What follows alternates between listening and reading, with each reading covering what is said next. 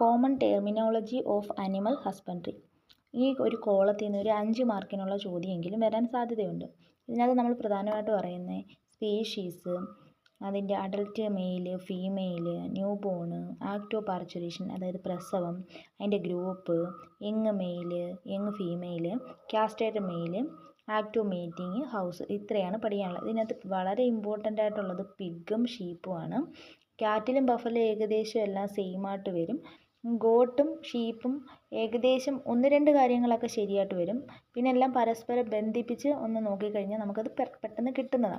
പിഗിൻ്റെ മാത്രമേ ഉള്ളൂ പാടായിട്ടുള്ളത്. അത് എക്സാമിന് വളരെ ഇമ്പോർട്ടൻറ്റും ആണ്. കാറ്റിലിൻ്റെ സ്പീഷീസ് നെയിം ബൊവൈൻ. അഡൽറ്റ് മെയിലിനെ ബുൾ എന്ന് പറയുന്നു. കാറ്റിലിൻ്റെ അഡൽറ്റ് ഫീമെയിലിനെ കൗ എന്നാണ് പറയുന്നത്. കാറ്റിലിൻ്റെ ന്യൂ ബോണിനെ അല്ലെങ്കിൽ കുഞ്ഞിനെ കാഫ് എന്ന് പറയുന്നു.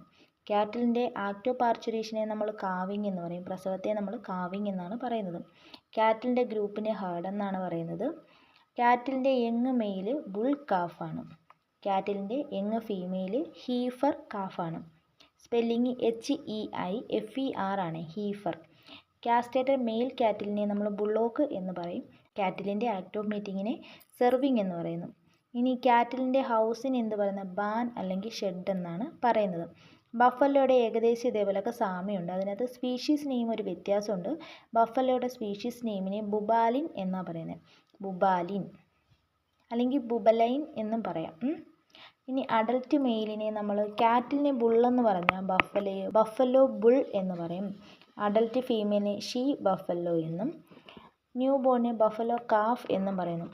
കാറ്റിലിൻ്റെയും ബഫലോയുടെയും ആക്ട് ഓഫ് പാർച്ചുറേഷൻ സെയിം ആണ്, കാവിങ്. ഗ്രൂപ്പും സെയിം ആണ്, ഹേർഡ്. യങ് മെയിൽ ബഫലോയെ പറയുന്നത് ബഫലോ ബുൾകാഫ് എന്നും യങ് ഫീമെയിൽ ബഫലോയെ പറയുന്നത് ബഫലോ ഹീഫർ കാഫ് എന്നുമാണ്. കാസ്ട്രേറ്റഡ് മെയിലിനെ ബഫലോ ബുള്ളോക്ക് എന്നാണ് പറയുന്നത്, ബഫലോ ബുള്ളോക്ക്. ആക്ട് ഓഫ് മേറ്റിങ്ങിനെ കാറ്റിലിനും ബഫലോയ്ക്കും സെയിം ആണ് പറയുന്നത്, സെർവിങ് എന്ന് പറയും, സെർവിങ്. ഹൗസ് ബാൻ അല്ലെങ്കിൽ ഷെഡ്. കാറ്റിലിനും ബഫലോയ്ക്കും സെയിം ഹൗസസ് ആണ് പറയുന്നത്. ഗോട്ടിൻ്റെ സ്പീഷീസ് നെയിം ക്യാപ്രൈൻ ആണ്, caprine. Adult male goat buck, adult female goat doe.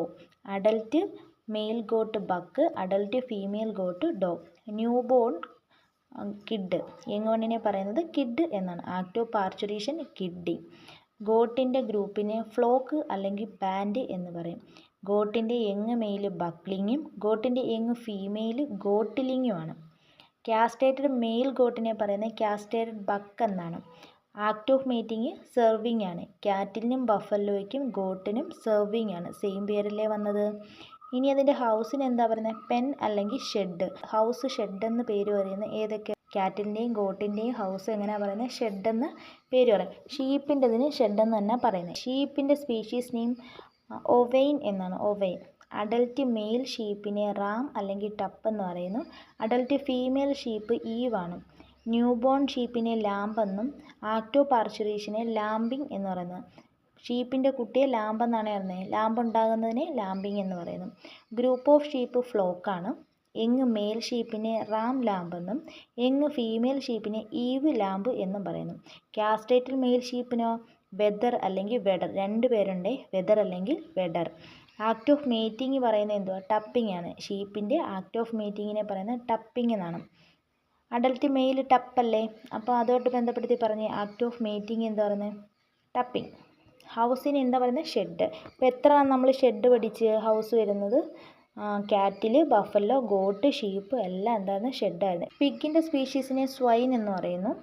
Adult male pig ബോറും അഡൽറ്റ് ഫീമെയിൽ പിഗ് സോയും ആണ്. പിഗിൻ്റെ ന്യൂ ബോൺ പിഗ്ലെറ്റ് അല്ലെങ്കിൽ പിഗ്ലെൻ എന്ന് പറഞ്ഞത്. പിഗിൻ്റെ സ്പീഷീസിനെ വേറൊരു പേരൂടെ പറയുന്നുണ്ട്, പോർസൈൻ എന്ന് പറയുന്നുണ്ട്, പോർസൈൻ. ആക്ട് ഓഫ് പാർച്ചുറേഷൻ എന്താണ് ഫറോയിങ്. പിഗ്ലിങ് ഉണ്ടാകുന്നത് ഫറോയിങ്ങിലൂടെയാണ്. Group of pig stock. Young male പിഗിനെ ബോർലിംഗ് എന്നും യങ് ഫീമെയിൽ പിഗിനെ ഗിൽറ്റ് എന്നും പറയുന്നു. കാസ്ട്രേറ്റഡ് മെയിൽ പിഗിനെ എന്തൊക്കെയാണ് പറയുന്നത് ഹോഗ് അല്ലെങ്കിൽ സ്റ്റാഗ്.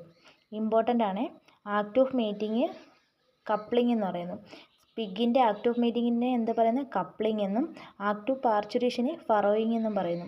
ഹൗസ് നെയിം എന്തുവാ സ്റ്റൈ ആണ്. പിഗിൻ്റെ ഹൗസ് അറിയപ്പെടുന്നത് എങ്ങനെ സ്റ്റൈ എന്നാണ്.